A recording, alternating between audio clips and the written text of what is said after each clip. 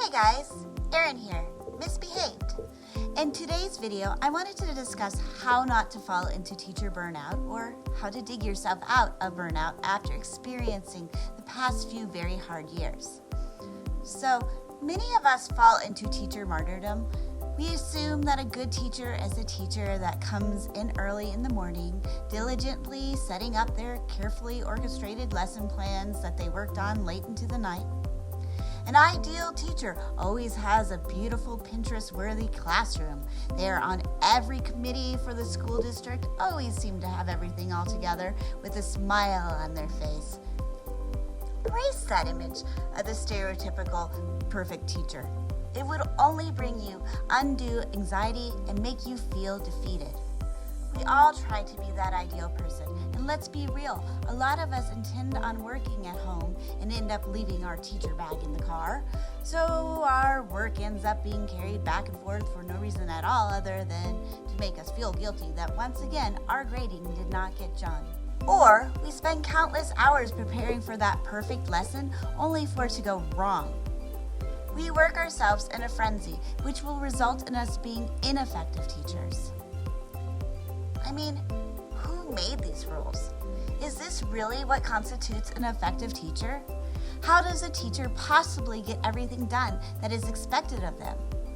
Let me tell you a secret.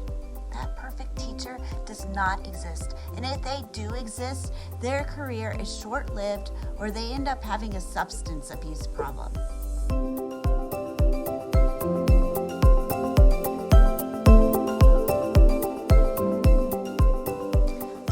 That teacher that would bring my work home and spend hours on my computer pulling my hair out because I felt like I had to finish everything or I would somehow be a terrible teacher. One weekend, I told one of my friends, who is also a teacher, that I was overwhelmed and that I didn't feel like I had time for anything but my work. And even with that, I never was finished.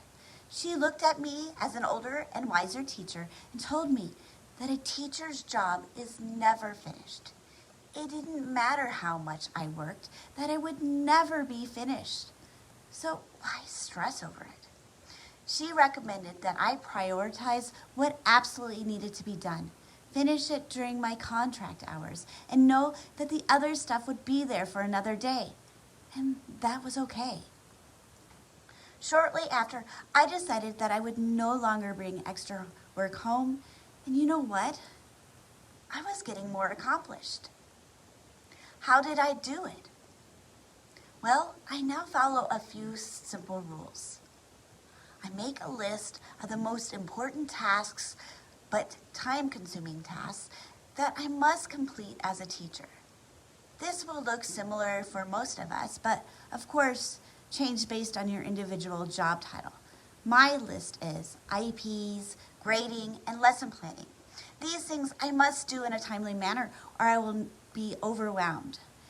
After you make this list, decide on the days a week that you will complete these tasks. So for me, it looks like lesson planning on Tuesday and Fridays, grading on Thursdays, and IEPs on Mondays and Wednesdays. I try my best to only work on these things on these days. So if my district calls me to fix something on an IEP, I tell them that I will work on it on a Monday or a Wednesday because those are the days I work on IEPs.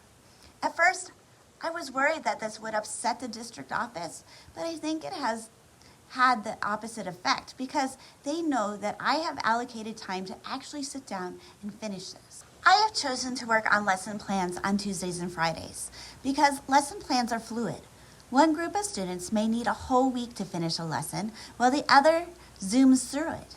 Fridays help you know what exactly has been completed in a week and what can roll over into the next week. This actually saves a lot of time and prevents me from over-planning too much. This is also a fantastic time to make copies for the following week. I have chosen to grade on Thursdays. This is because I have chosen to use Fridays as fun Fridays. Fridays are the day where we take quizzes, makeup, and redo work. And if all that is complete, my students can earn fun educational activities such as cooking, gardening, and STEAM. By grading on Thursdays, I know what work needs to be redone or hasn't been completed. This creates a good incentive to my students to complete their work in a timely and accurate manner. My classwork is mastery-based, which means that I expect my students to master the content at 70% and above. I also have to become willing to be okay with not completing my tasks. If I don't finish my work, it's okay. It can be finished at another time. With grading, remember that everything does not have to be in the grade book. You can pick the most important assignments to grade or simply pick random problems on an assignment to grade. This is especially effective for homework points. You can also have your students grade their own work.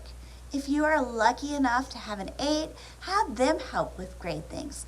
Delegating is a sign of good leadership. Of course, there are legal deadlines with IEPs, so it's important to plan in advance so that you are able to serve your entire caseload. I often look at my caseload at the beginning of the school year and try to spread out my IEPs the best I can. Sometimes this means I write an IEP earlier than the month it is due, but that's legally okay. Remember that your sanity and falling under compliance with the law should be the priority. Last but not least, just say no.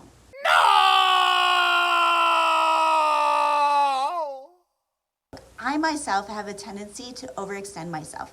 Last year alone, I was a union president, garden champion of my school, was part of many committees, taught after school clubs, helped with a few education advocacy groups, and was teaching both online and in person consecutively. Sounds great, right? Well, maybe on paper it does, but the truth is that it didn't leave time for self-care, and instead of really putting 100% into one thing, I was doing a mediocre job in everything.